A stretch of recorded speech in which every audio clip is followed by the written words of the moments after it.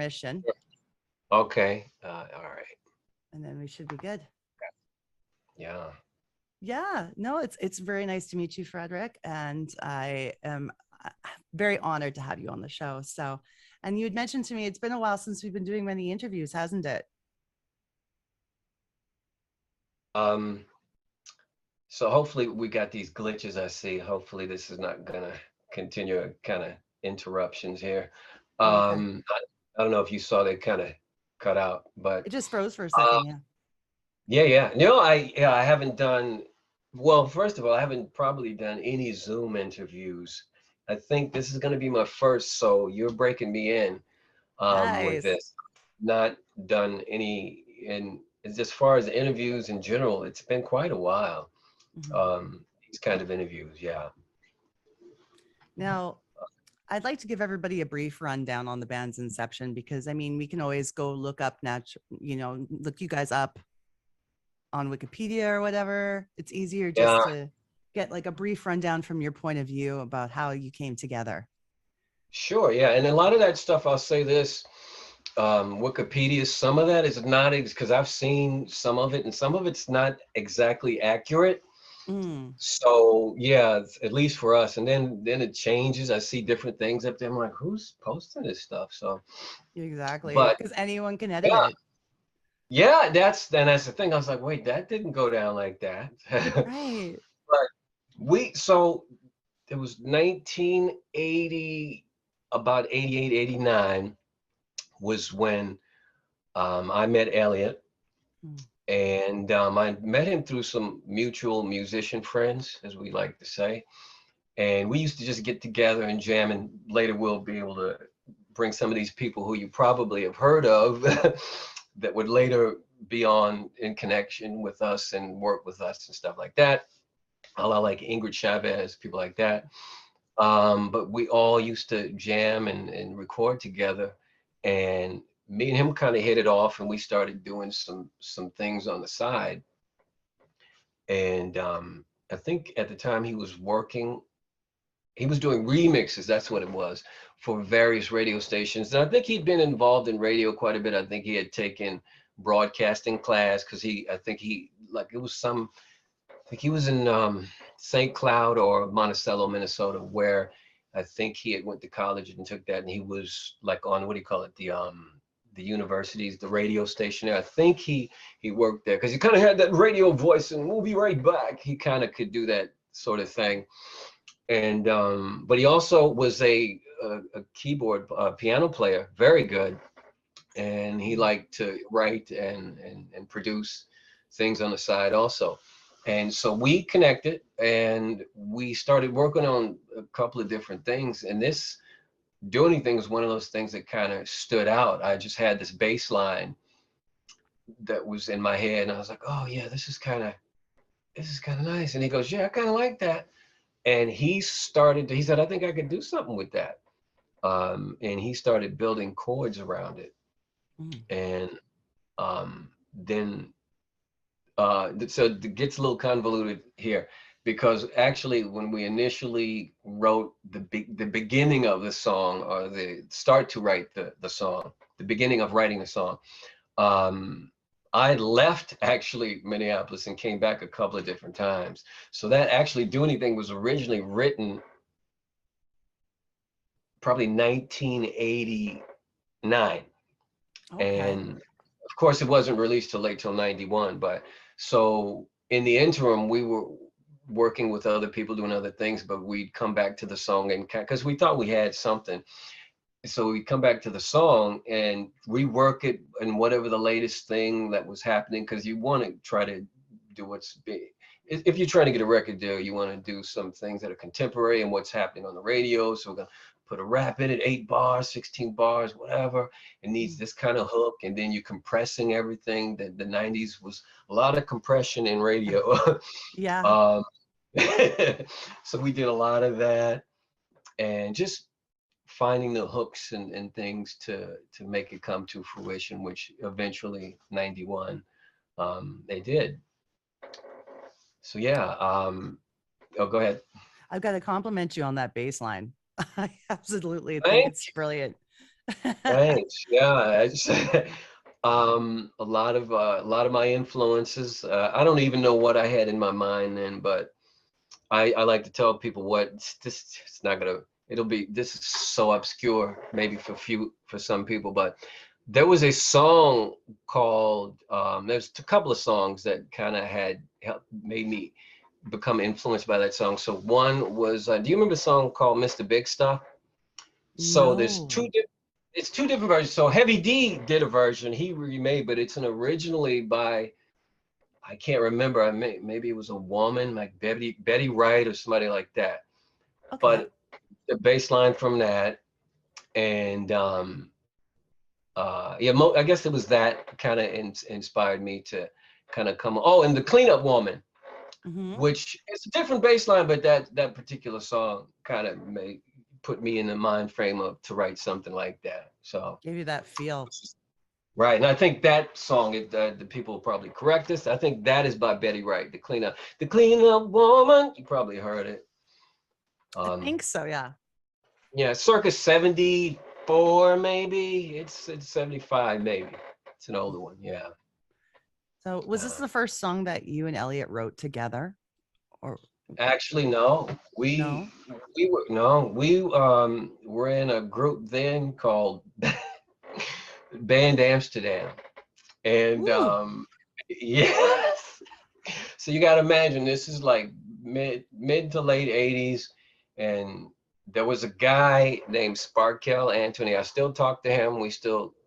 I just reconnected with him, and Ermel Andrews, who toured with me in Natural Selection, Elliot, and Ingrid would come in there. Ingrid Chavez would come in there sometimes and with us and do some things.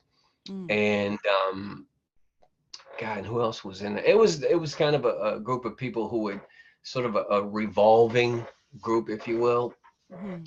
And one of the first songs we wrote were actually me and Sparkell and Ormel are talking about rewriting because we never got a chance to get it recorded. It's just 4-track stuff, and a lot of people at the time was like, "That's a nice song. You guys should put that out." And it's called "Love You Like a Broken Watch." Ah, Very nice song. cool. So that'll be something that we're gonna do some of the newer stuff, or re-recording and re-releasing. Wow. Yeah, but so yeah, so I know that what we had a few other songs that we had done. I'm trying to remember the names of some of them specifically. Besides that one, Sacrifice was another one. Elliot played keyboards on that and was very integral part of the production of it. Mm. A few more, and they'll come to me as we, yeah, maybe later. But yeah, a few others too. Yeah, I'll definitely have some questions about some of the other tracks that came out on the album. I Oh yeah. remember when I first heard the song, I think it was on Open House Party. Okay. Do you remember that syndicated radio show? Vaguely. Was it similar to Casey Kasem's top Yeah. 10? Okay, that sounds familiar. I was more familiar with Casey Kasem's, Hmm. and but yeah, I feel like I have heard of it though. Yeah, the Yeah. host's name was at the time was John Garabedian. I do remember that. I don't know if you guys were ever guests on the show, but that's where the song was introduced to me. Um, Really? What yeah, was the show based? Was it based in LA or New York, or was it Canadian? it's Or not Canadian. It was definitely syndicated out of the US. okay, And it would okay. play usually on Saturday nights.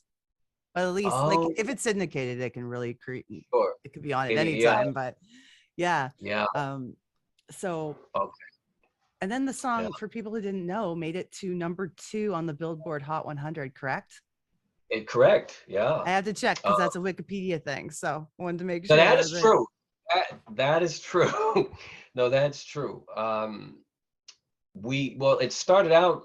So the story goes, it started out as a local, or I guess you'd say a local hit in Minneapolis, and Elliot worked at one of the radio stations.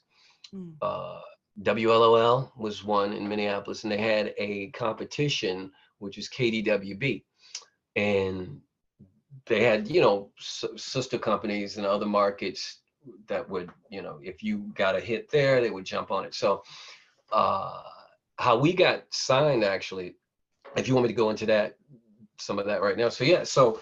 so I got back to Minneapolis and we re-recorded the song, and we added like that break part. We added a bridge because I don't know if the bridge was there. And then we added some more background vocals. And mind you, all this was done on a 4-track. And Mm-hmm. yeah, and it was so when we ran out of tracks, and people from the us, the Generation X and Y, will know what this is, but a lot of the younger people might not know it's a 4-track. So then after you ran out of tracks, you would start bouncing tracks to clear tracks up. So Yep. you would lose a generation. So you'd lose a generation of the sound quality, but you'd have more room to put something else on the track. Yes. And so that's what we did. So we had to do that because we loaded a lot of vocals on there. And so some local promotion people, because back then they had like, so if you had Arista, Atlantic, Warner Brothers, Giant, whoever, they would have local promotion people in various cities. And one of the cities was Minneapolis. I'm sure they had them in Chicago, whatever, Cleveland, or wherever else, especially if there was a hot pocket of music starting to take off. And so a few local promotion people from one from Arista, one from Atlantic, and Warner Brothers caught wind of it because they get these. There's it probably does not exist anymore, but there's a weekly periodical called the Monday Morning Quarterback, and it used to give all. It was mostly for radio industry people. It would give you the countdown of what's being played, the what do you call it? The graphics of what's rising, what's falling. It's kind of like Billboard, but more intense and intricate. Mm-hmm. Um, the data on that, all that stuff. And so these people that did research and found out that Do Anything was starting to get played a lot, and they would do the local station would do what they call surveys where they would, and I don't know if they do this in Canada or the radio stations that you were listening to back then, but they would call these people, play a bit of the song, and say, "Did you like that? Did you like this?" And you could vote on the song that way, or you could request. So our song started getting requested a lot, and it got good good ratings in those surveys. So Mm-hmm. it started just going. So basically, we went from like 38 or something when it first started, and then it started going and going up the charts. And mind you, I had left Minneapolis and came out to where I reside now in the Seattle area, and um he called me. He goes, this song's picking up, man. He's like, you might have to come back here and see what's going on, because I'm telling you. And I believed it, but when he said, look, it's playing on the radio, and other people started calling me and telling me, you guys, this song is starting to go up the local chart here. This is crazy. So long story short, some promotion people called the radio station, got in touch with the program director, and they got in touch with Elliot because he was also a remixer, like I said, on one of those stations. And they were like, "Oh, you got a good song here. We'd like to talk to you, see what we can do." So he initially met with them because I was still out, like I said, in Seattle. Kind of, I'd just become a father, so I was taking care of my son at that time. And so they called him, and he calls me. He said, "Yo," he said, "there's some people here that want to meet with us from Arista, from Atlantic, and Warner Brothers." And he said, he said, "This is serious business." He said, they're not just kind of blowing smoke up. They really want to get something going because they see how well the song is doing. Mm-hmm. And feel free to interrupt me because I'm just Oh going. no, no, this is Yeah. good. Um, so where was it? So yeah, so then he called me, told me that, and I go, okay, well, just keep me posted. So he met with some of the people from those, at least Arista, that was the other one. And the guy was like, yeah, we'd love to have you guys. Seems like you got a great record here.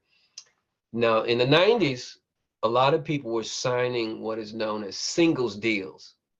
So Oh, initially they wanted to sign us for a singles deal to see how it would do, so that they don't, put all their money into something that they felt like might not come to fruition. Excuse me. Um, so they had said, well, let's meet with you guys. We'll get you, have a formal meeting with your partner and see what's happening, see where you want to go, and see we can crunch some numbers. And, as they say, you can tell us some lies and we can tell you some lies that record companies tell. yeah, right. So, yeah. So, advancing way forward. So I had to go back to Minneapolis, and because Elliot called and told me, he's like, Arista wants to fly us out to New York because they're serious about signing us at least to a singles deal with the option to do an album if that record does well. Mm. Uh, you can get a hit or two out of that, then they will pick you up, and that's because they were doing it. I knew a few people who had been signed to singles deals and kind of turned into an album, which ours eventually would become an album because the song did so well. Yeah. Um, and so yeah, so we met with them, fly to New York, meet with them. They met Clive Davis. He Oh. liked it. Yeah, first it was an initial promotion guy there. He was one of the A&R there, and he goes, I'm sure they were trying to get us to sign with them, so they wanted to impress us. Like, I'll blow their mind. I'm gonna let them meet Clive to go. And it was impressive, but I was like, hey, I mean, it's Clive Davis and all that, but what else you got, So we Yeah. met him. He's like, you got a good song here. We really like it. And and we hope that you guys are gonna sign with us because we'll get you a singles deal, but I'm pretty sure this thing is gonna go up the charts and you guys can get an album out of it. And we were like, great. So they wined and dined us. That was great because both of us, at least financially, were pretty broke at that time. So it was nice to be flown out to New York and stay at the Empire Hotel right there Ooh. across from Center, all this stuff. Yeah. So they put us up for about a week, wined us and dined us. And then we went back and they said, well, think about it. Let us know what you want to do. In comes Atlantic Records. They say, they said, what's going on? You got any bite on this? We go, yeah, Arista's interested. And they're like, oh, so, and I think a lot of times when one record company knows somebody else is interested, they're like, oh, we got to get, beat them to the punch, whatever. So it was a low level bidding war sort of in the beginning. So Atlantic said, okay, we'll fly you out and we want to meet with you and see what, crunch some numbers, tell some lies, whatever. So we go out there, stay in New York again for about a week. Same thing. They're like, we want you to sign with us and we'll do you one better. We will let you, for the most part, produce yourselves with a co-producer with somebody because you've never had a record deal and we don't know what you can do. We don't, so we'll have to get you in the Mm. studio, watch you and see how this progresses. But we are willing to say right now, but that we won't be interfering. But whereas Arista right off the jump wanted us to have a producer, and me and Elliot were kind of against it. We weren't totally against it, but we would rather have had be more self-contained and self-produced. Was it a producer of their choosing as well? Like you wouldn't have even had the chance to choose?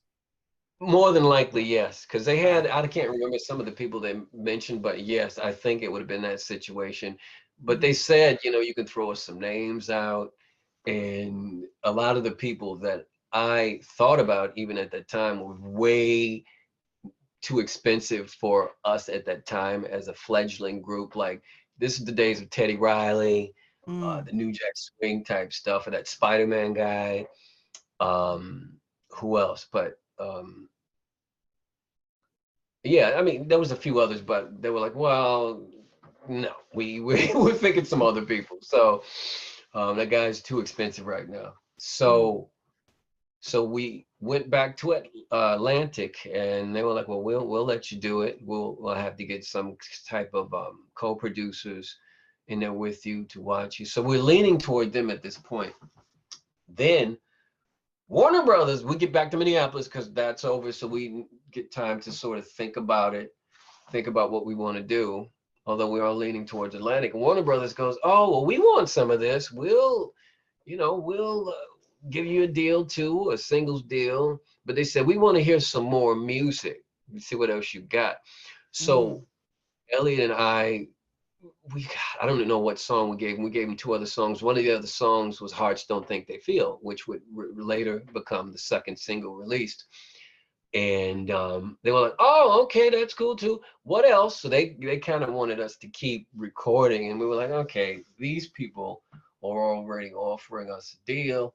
They want us to keep going. And we don't really, unless they're going to pay for this, Yeah. then well, because we're doing this stuff on 4-track and on spec and all this stuff. So it's like, well, unless you're gonna pay for it.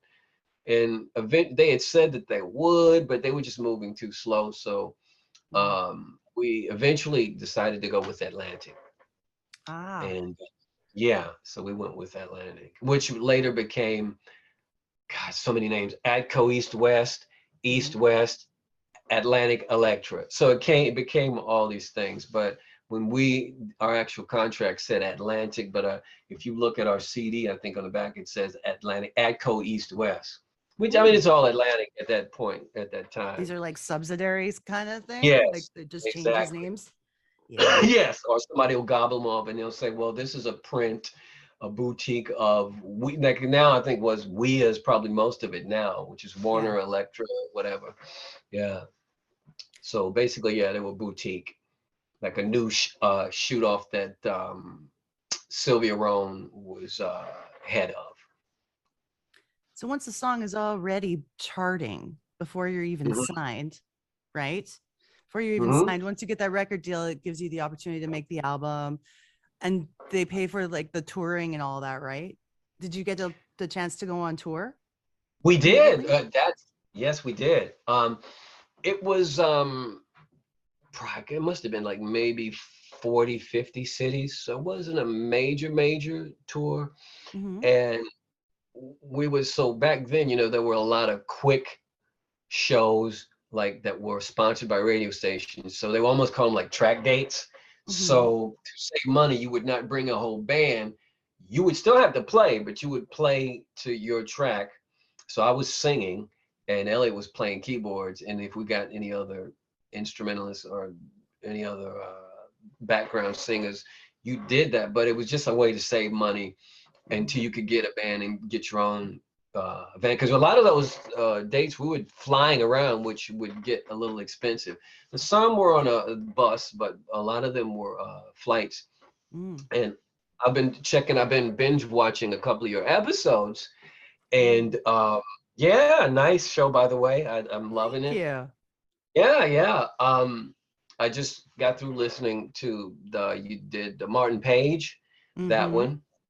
But one that really hit home with me was the Tara Kemp one. Yeah. And it was somebody else because actually we did about 3 or 4 shows with her. Now, I don't know if she would remember, but our first speaking of touring, our first show in Oklahoma City at the Oklahoma State Fair was with Tara Kemp. She's That was probably lovely. 19. Yes. And it was somebody else there, like Yeah. maybe Tracy Spencer at the time, I think, had it Ooh. because we did a few shows with her too. I think that was a smaller one, but it was like 3 or 4 groups, a handful, and she was Mm. on the bill. And I think us, Tracy Spencer, and somebody else. Yeah. But there's a few people that I've heard you talk to, and I'm like, oh, I did a show with them too. I did a show with those guys too. So yeah. It's true. It's yeah, no, she was telling me a lot of that happened.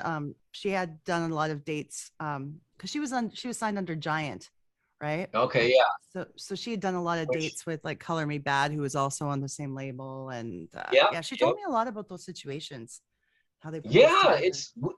No, we did a lot of shows with them too. Mm, Color Me Bad. Oh God, I know we did, which was kind of a highlight when we played that UK award show, Top of the Pops. mm, We did that. They were there. They played there, And you know, back in that particular part of the 90s, radio was doing, it was a very weird thing. I don't know if you remember. So you would start seeing, I mean, you still had your rock, urban, or whatever these categories had, but music was kind of meshing and blending together. So you had a lot of these shows where we did a show with that particular one in the Top of the Pops with Naughty by Nature, Nice. um, because they had OPP at the time.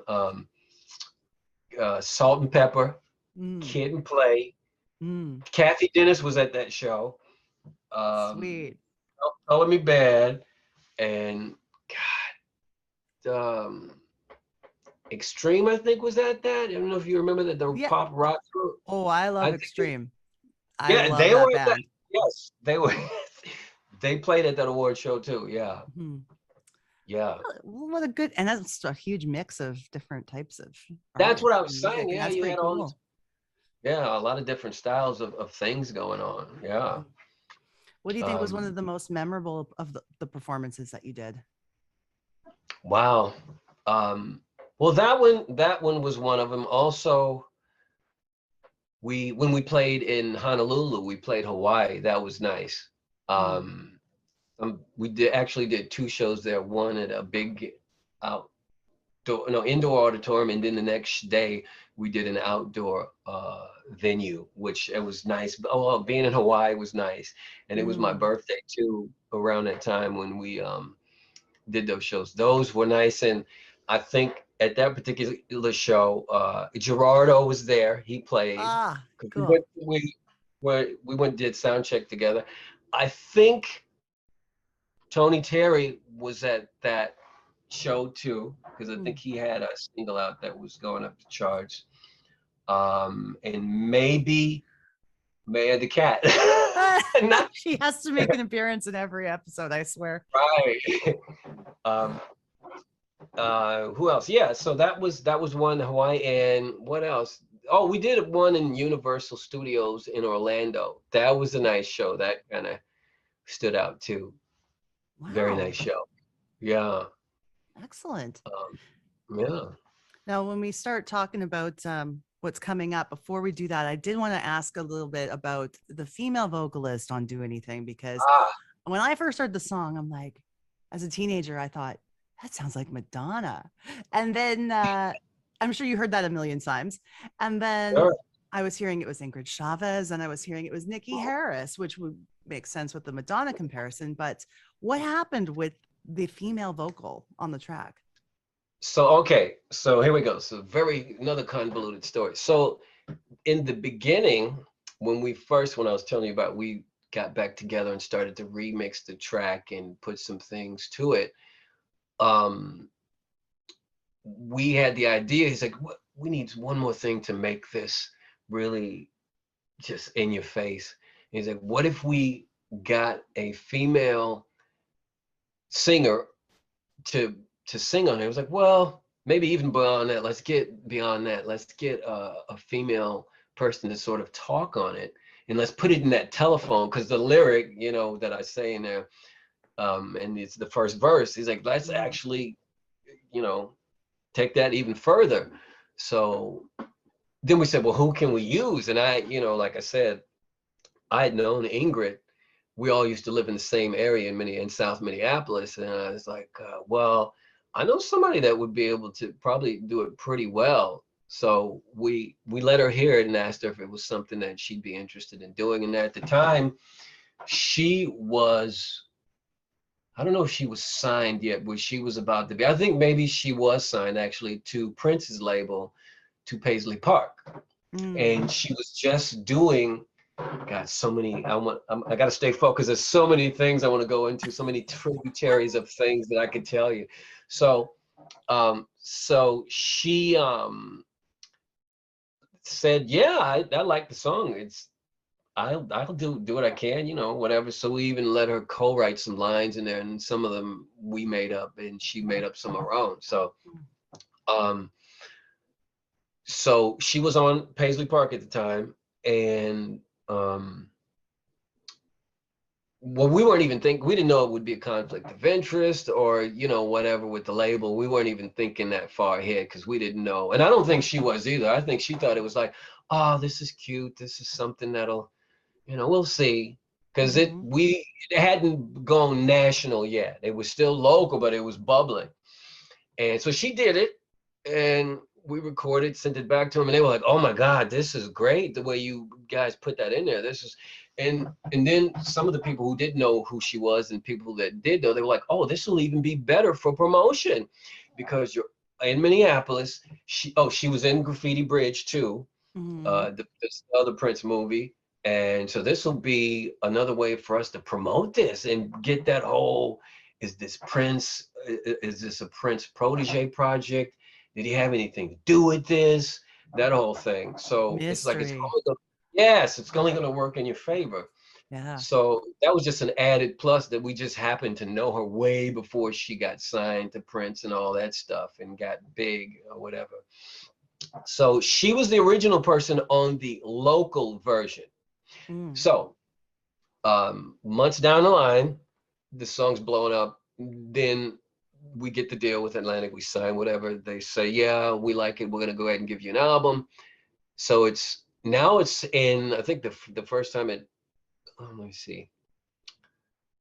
So the record company people said, oh, we have an issue here because she's signed to Paisley Park Records, which is, you know, Warner Brothers. It's not Atlantic. It's a whole different thing. Mm-hmm. So we might have an issue with that. And so one of the A&R people told us, and some lawyers too, they said, well, maybe you guys should maybe just to be safe, get somebody else to do that part.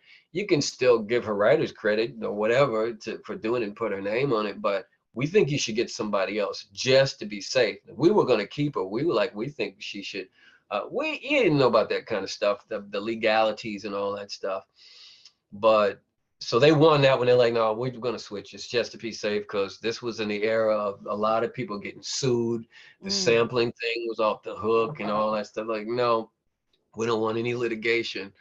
So we said, okay, well, who are we going to get to do it now? So we tried a few people in the local area, and it just didn't really, it didn't sound the same. It didn't mesh. It was not, yeah, it just wasn't there. And so Brian Malouf, who's this engineer out in LA, they talked to him. They said, well, do you know anybody? We need to get somebody to do this song. He was already remixing our song, making it, putting it on 48 tracks. So it taking it from that um, the 4 track and putting it, you know, kind of Mm. trying to make it sound a little bit better and bigger. And he said, oh, actually, yeah, I think I know somebody that would be great for this. He goes, you guys know who Nikki Harris is? And I go, yeah. I said, isn't that the woman that sings background for Madonna? They're like, yeah. He goes, I know her. I said, I think I could get her to do this. She's, you know, I mean, she doesn't have to write anything. You just want her to do these exact parts, right? Or whoever it's going to be. I was like, yeah, we're not going to add, because they like all the lines are fine. We just need somebody else to do it. And he's like, well, let me ask her. So he asked her. She said, yeah. We paid her like a flat fee to do that.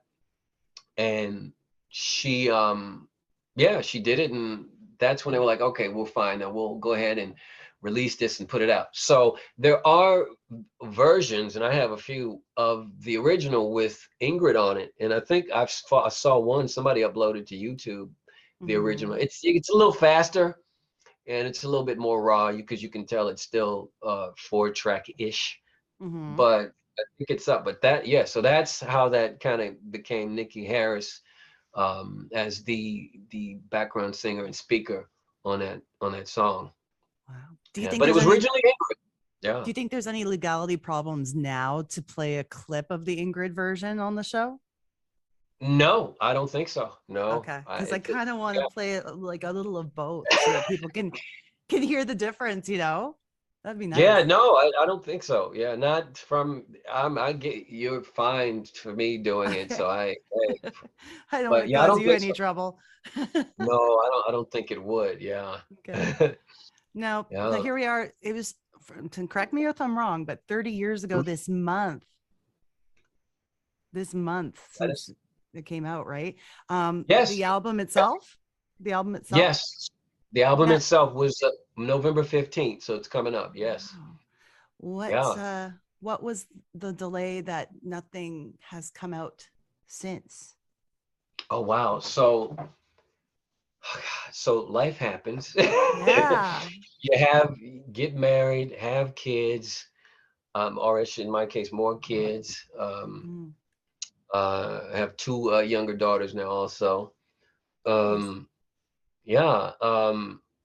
But actually we did re-release, not re-release, we did do a sophomore effort, but that was independent. So we were not signed because Oh, actually, yeah, so 93, I think, is when they were like, well, we're not going to exercise the option to do another album with you guys. And a lot of it was because me and Elliot were kind of in different places. He mostly wanted to do production. He mm, didn't he didn't mind performing. I think eventually he started to like going on the road because mm, it can be hard being on the road. I mean, as nice yeah. as it sounds, it's yeah. And um, I didn't mind that as much, and I didn't mind being out there and doing production and doing the performance stuff. Yeah. Mm, And so I'm done. So anyway, sorry, I digress. So there was a second independent release titled Infinity. And mm. it was like an EP though. It was a 6-song EP. And this was about 90, God, 6, 7. Mm-hmm. And even before that, I put together a group called SLM, Soul Liberation Movement. Oh, And we were wonderful. almost, yeah, we were almost signed. And I'm gonna get you all these songs so you can check them out. Perfect. Um, we were almost signed to SBK, Mm. but that thing fell through for various reasons. But once again, we went out to New York and met with some people, and it just didn't happen at the time. Um, and then after that, that's when we got back together in Minneapolis under Natural Selection.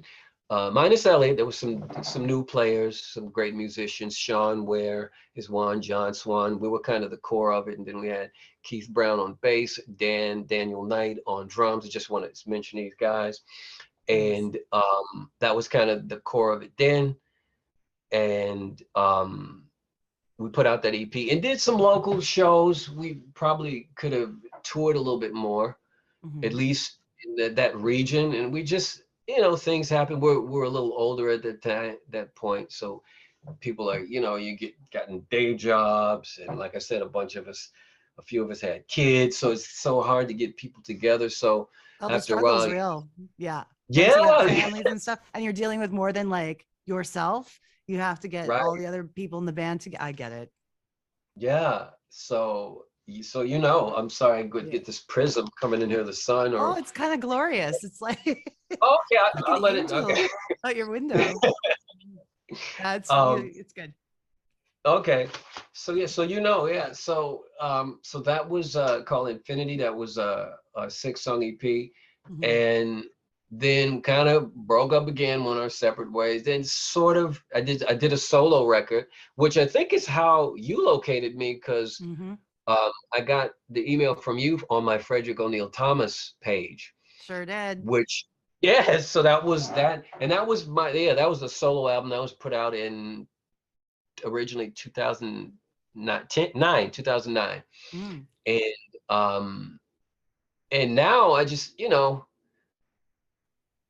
it feels like the right time to do this, and I see a lot of my contemporaries at that particular time that are touring still, and it's a friend of mine, he's telling me, man, you have something that you could do. You just need to get out there, put it together, and just because he said, look at all these other people that you mentioning these names. These people are on these I Love the 90s tours Mm. and doing a thing. I mean, in spite of the pandemic and all that stuff, I mean, they're making whatever you have to do to go to shows or whatever, but he's like, these Yeah. people are still doing shows.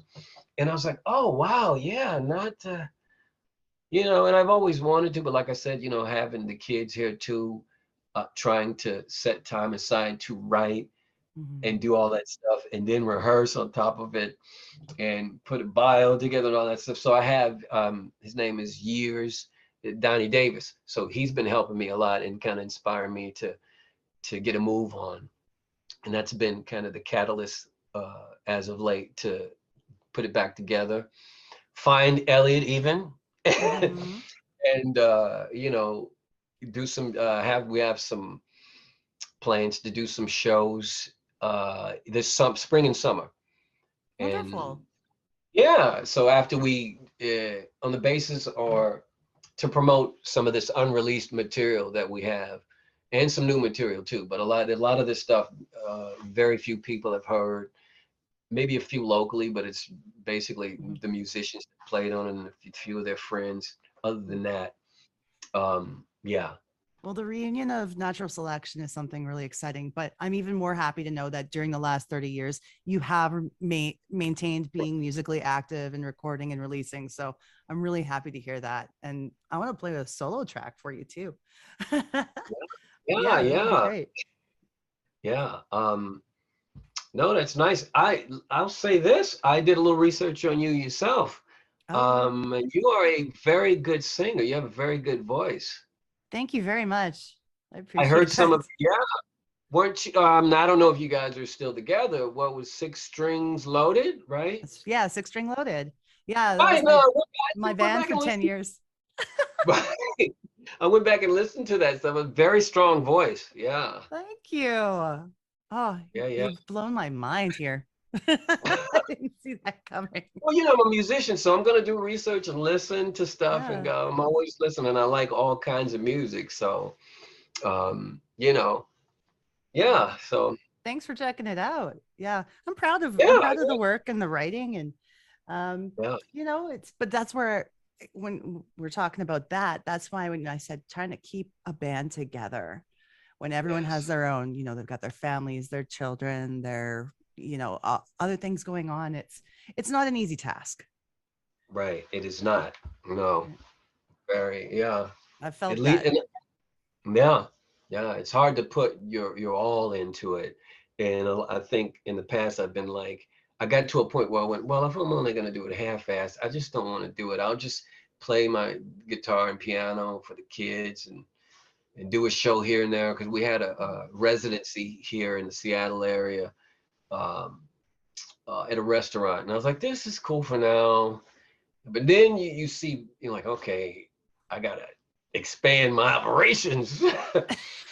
So, you know, yeah, What's um, a what would be when you're thinking back to the last 30 years of music that you've put out? yeah. What's a song that's endearing and special to you that you wish would have been a single or a release? Oh I want to play God, it. there was. I want to play it. Oh, cool. Well, there were a few of those on the first Natural Selection album for sure, because you know we only after Hearts we released one more single, which was It's Sweet, which Mm. didn't do as well. I don't think it cracked as far as chart wise. It was a good song, but it didn't chart really. I think it might have 88. It was way down there. Whereas the other two were in the top 40. Mhm. But having to sort of fight with the record company on which songs to produce and or which songs to release and which songs are singles, you know, I look back and I go, I think this song would have did so well. And who knows, maybe it wouldn't have, but there was a song called Brum Rush Your Heart. And it was a sort of like it was a new jack swing type. Mm. It would remind you of that song Poison by Belle Biv DeVoe. I don't know if you remember that Yeah. song. It was Oh kind of yeah. that kind of song, had that kind of feel to it, very sparse. There was Mm. only a bass, drums, a little bit of guitar, vocals, few keyboard lines, very sparse though. But that would have been nice to have had that out and been because we performed it live. We just did a raw version. One of the guys was in the group, Jason Williams. he would do a beatbox, so we do it very raw. Yeah. Beatbox, me singing, Elliot playing keyboards. Yeah, but that one, um, that was on that record. Probably "Let's Get It Together" was another song on that album that I would have liked to maybe have been released and to see what would have happened. As far as my solo record, probably a song called "Do What You Do" and have more of a reggae feel. Hmm. That's on that Frederick Thomas album. That song, because I think it had a lot of potential crossover, whatever you want to call that, or just some Okay. mass appeal. I'll say it. That term crossover, kind of, yeah. But yeah, Yeah, I um, definitely want to share some of these clips on the show so people get a chance to get a feeling for it, you know? yeah. No, that's yeah. If there's one thing I That, really miss about the 90s, it's New Jack Swing. yeah. Oh, that was like I, probably my favorite sound of all me too. genres. Me too. Especially me too. Especially that early period. And there's a few stations, and obviously, if you have XM satellite or whatever, you can get these stations that play that particular style. But there's a DJ I heard in Minneapolis at some station that plays a lot of that on like a Friday or Thursday. Nothing but New Mm. Jack Swing. So all the guy stuff, the Teddy Riley stuff, the Bell Biv DeVoe, all the Today, all those groups that Mm. kind of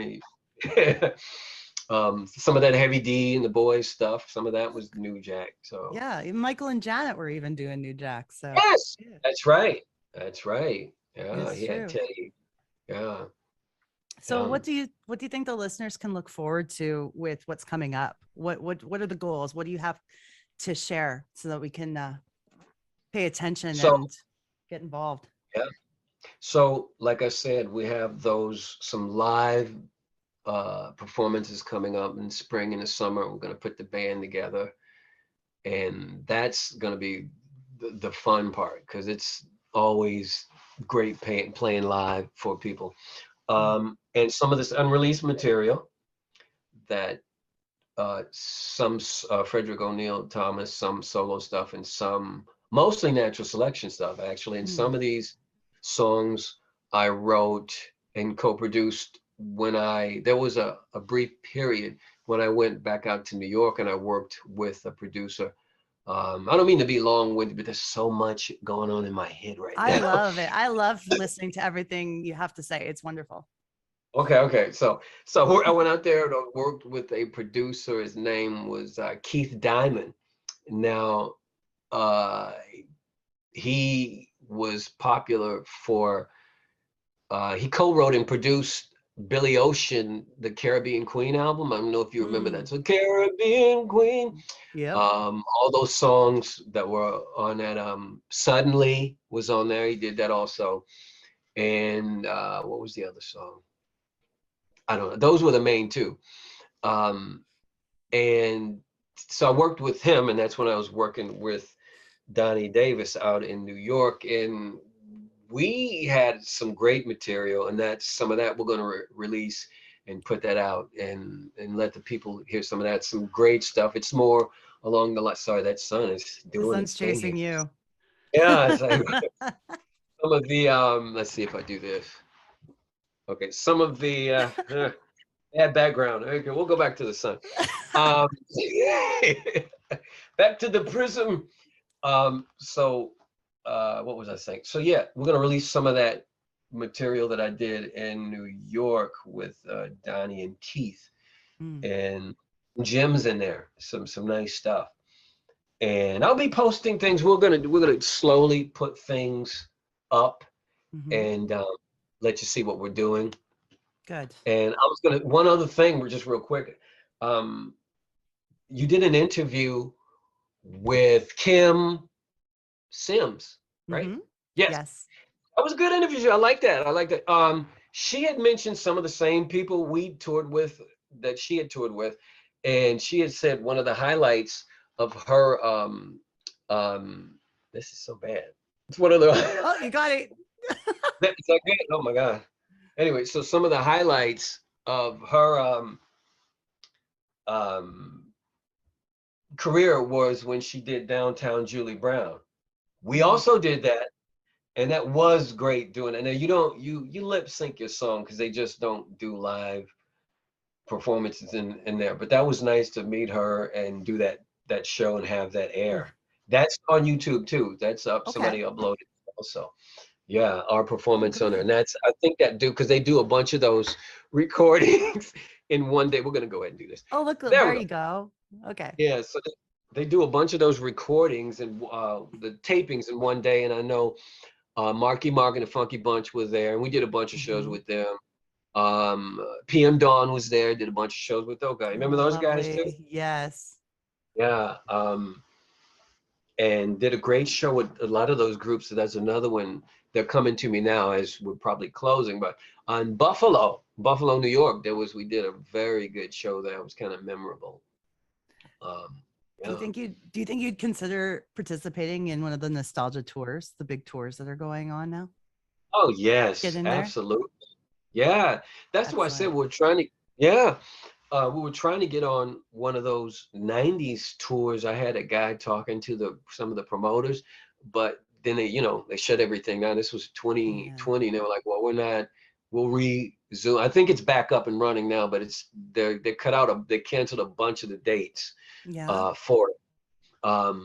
Yeah, so no, I would absolutely be interested in doing that. Yeah, Yeah, and they if had you, one this summer here. Oh, well, in Calgary. It went from like oh, Toronto, Calgary, probably Vancouver. But it was very sure, Euro dance orientated. So you had like Two oh, Unlimited and Wigfield and Aqua. So there was one that was done by Much Music hosts, and mhm, so it's starting up again. It's going. yes, Yeah. yeah, yeah, yes. I also saw your interview with Ray from on Two Unlimited. Oh yeah, he's Yeah, fantastic. yeah, yeah, yeah, Yeah. yeah, yeah. Yeah. So it's good that like these tours are happening again, and hopefully you get to come to Canada because we'd love to see you. That would be great. Our song did so well in Canada. Mhm. Um, we would look we would look at that Monday morning quarterback and those other radio um, periodicals or whatever, and Mhm. it was always doing very well in Canada. So yeah, for sure. And even when I get my royalty checks, which are not as much as it used to be, they'll tell you where a lot of them from, and a lot of it, Canada is a lot of the times the highest on there, and Australia too, which Nice. is very strange, but Canada is usually up there too. So That's yeah, wonderful. I'm proud. yeah, yeah, yeah, So as we wrap things up, one yeah. question I ask everybody at the end is usually if you can think of a food, a toy, clothing item, clothing brand, what makes you nostalgic for the 90s of Oh any of these God. things? Oh, yeah, yeah. I tell you what, shoes Mm, bring me back. Just because I remember at the time everybody and I kind of that was one of my things. Sneakers. I just oh God, from yeah. shell toe Adidas, Timberlands, what at the time, we had Doc Martens. I Oh don't know yeah. if you remember those thick shoes with the pad leather Yeah. on the top. Remember we were all wearing. So yeah, that's kind of makes me think about that. Yeah, Did you have a yeah. favorite pair? The like a favorite brand? I probably I liked Kids a lot. We had remember some of those skateboard type shoes. Remember all that stuff was Stussy and all that was very Yeah. popular at the time. Um, yeah, I used to really rock the Timberlands quite a bit. Um, Sweet. yeah, yeah, yeah. Well, I've had such a Yeah. good time talking to you and learning so much about you and natural selection. So I really want to thank you for taking the time. And we can also continue. Like I'll always do news breaks throughout Yeah. future episodes. So as soon as you've got something new happening and it's out on your social media, I'll plug it on the show. For sure, yeah, yeah. Yeah. I would like that. Yeah. So that way we keep in touch with what you're doing. I love that Yeah, too. yeah, yeah. Um, can I tell you one little story before we Of go? course. Yes. Okay, so here, because one of my friends, he said, you should tell that story. So this will go back to, it's a Prince story. So Okay. that's kind of why I want to tell you. Obviously, you can tell he was a major influence on me, Mm, just by listening. If you listen to the song, and all my friends in high school know it for sure. And when I got to Minneapolis, people, they just know. Him and Rick James were two of the people that inspired me the most when I wanted to become, when I jumped deep into full on music instead of wanting to be an athlete or all that. I'm like, okay, I'm only going to be yeah. like 5'9" and like a buck 42 soaking wet. So all of these musicians, you can do this a long time, not have to worry about all these injuries that you might, procure or whatever. So I, so, going back to the Ingrid part. So Ingrid came to us, she goes, Prince told me, he said that there's a song that's out and everybody thinks it's him. Cause a lot of people thought it was him. A lot of the musicians kind of could distinguish it, but most people thought it was him. And in that area, it's from Minneapolis. It's almost everything was just set in motion just that way, or they thought he Mm, had something to do with it. So he, she said he asked her and this is after she had recorded her part. We had a mutual friend and she called her, and then that friend called me and said, oh yeah. And then she goes, well, Elliot, you guys, can I get a copy of the song? Prince wants to hear it, because he hadn't heard it. He's probably touring or whatever. And I don't know how much he probably listened to local pop radio, probably not that much. But everybody's telling him there's a song, and he's like, I don't have no, that's not out yet. Because this would have been the time he had Diamonds and Pearls out. I think mm. that was he had out. So Get Off and all that stuff was out, I Ooh, think, at that time. Get Off is like probably one of Prince. my favorite Prince songs. Yeah. Yeah, guy, Just a right? just a Yeah. side note. Okay. So that was out. And a few other, like Cream was out too. So that was out at Mm, the same time. That was on the charts at the same time. And so she said, I want to get a copy. If you guys can run me a copy, I can take it out there to him and let him check this out. And we were like, oh, cool. Maybe something will evolve from this or whatever. But although we were already ready to sign with Atlantic, we just thought it'd be cool to do. So we give her a copy. She takes it out there to him. Now I wasn't there, and I've met him before, but I met him during when I didn't even have a deal. This was probably 1986. He was just hanging out at First Avenue. Went up to him and shook his hand and said, mm. Prince, he's like, what's up? And I said, hey, what's up? I liked your movie. This Graffiti Bridge was out at the time. And I just walked away because me and my friends were like, I don't want to be like I'm some groupie jocking him, but I was like, if he only knew how much he really influenced me, got pictures of him on the wall and stuff. Yeah. But so back to the story. So so she took him a copy. Now she came back and reported that he said this. So I mean, he probably did say this. So she said he listened to the song, and he said, well, this doesn't sound anything like me. This it's okay for a pop song, but it's a total ripoff of Tell Me Something Good by Rufus Chaka Khan. Oh, And I no. and funny, the songs are very similar. Now, we didn't rip that song, but we probably were unconsciously, definitely influenced by that song. Great song. Stevie Wonder wrote it for Rufus Chaka Khan. Great song. Mm. And if you sing the choruses, they are very similar. But I I wasn't even mad about that. I thought that was the ultimate compliment to me when she said he said. I was like, oh wow, this musician actually gets it. He can hear what's going on. So I always liked to that was one of my highlights of a Prince story that I have. So yeah, That's the thing. just And you read between the lines of what he's trying to say is he gets right, what's going on. And I love that. right. What, So I what, was where like, the wow, influences were and everything. right, Is it right. okay if I still put this story in the podcast too? Because it's great. Yes, get it in there. Yes, of Okay, course. good, Yeah, good. I just wanted to make sure because like I love it. yeah. No, please do it. Yeah, Okay, sweet. yeah. Oh, all right. So I'll keep in touch with you. I'm aiming Please to get do. this one out end of November, early December. Okay. Does Yeah. that No, sound I'll good for be. you? That is great. I'll be definitely looking. And like I said, I've been binge watching anyway. So just kind of, because you started it a year ago, right? It's been about a year and a half. Yeah. Okay, so This yeah, is so going to I'm be, we're looking at this being around the episode 98 or 99 or something like that. So, oh wow, okay. Yeah, yeah. yeah, yeah. Okay, yeah, no, I like I said, I've been going back and looking. I'm like looking at the date. I'm like, oh, she did this one last year. This is so she's been doing this a while. Yeah. You know, and some of it is just it's talk with people about an artist. Some of them, the artist is actually there. Yes. It just depends.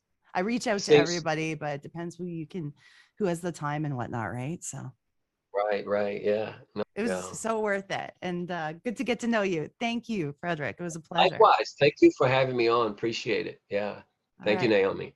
Okay, All we'll right. keep in touch. Will do. All All right. right. Bye. See ya.